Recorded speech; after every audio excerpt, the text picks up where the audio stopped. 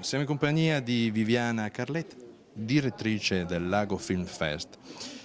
Sotto i riflettori il cinema indipendente.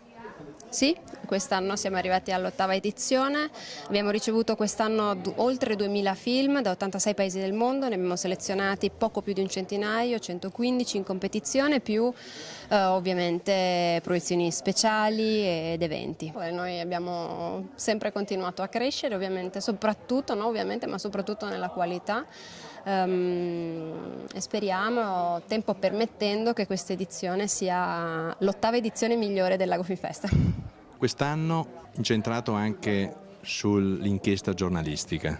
Sì, abbiamo come giurato e ospite d'eccezione Alberto Nerazzini direttamente da Report, e ci porterà una puntata che è stata un grandissimo successo di Report, che è La Divina Provvidenza, e quindi ovviamente questo ha caratterizzato molto anche questa edizione. Lei ha dichiarato: abbiamo iniziato sognando e ora non riusciamo più a smettere. Cosa voleva dire? Perché molto spesso quando si hanno delle idee o si ha voglia di fare qualcosa sembrano sempre cose abbastanza impossibili, però solamente quelle cose che veramente si vogliono fare o si sognano fortemente, si vogliono fare fortemente, si fanno. E quindi per noi è nato come un sogno, un'idea che abbiamo costruito nel tempo, ma è nata da un'intuizione, da pochi tasselli messi insieme. Quindi per noi sognare è fondamentale, quindi vogliamo continuare a fare questo festival come, diciamo, rappresentazione anche del nostro sogno, che per noi è la nostra vita, insomma. Possiamo definire Viviana Carlet l'anima di Lago Film Fest? Beh, sicuramente la faccia, visto che sono qui io. L'anima non lo so, l'anima mi sembra un po' forte come definizione.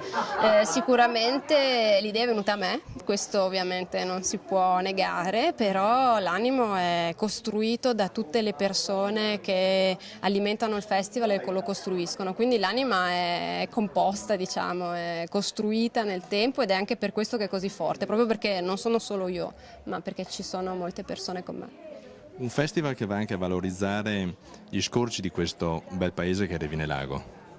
Sì, beh, il posto è intrinsecamente connesso e collegato con il festival. Il Lago Film Fest non esisterebbe senza lago, proprio per questo motivo c'è il nome nel nome dell'evento, del progetto stesso.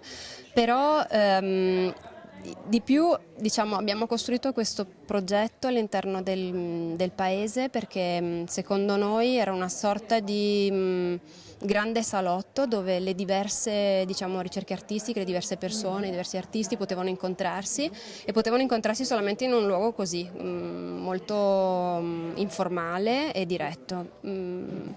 E quindi diciamo che lo scenario del festival è proprio il paese, con le sue case in pietra, i portoni vecchi e gli anziani.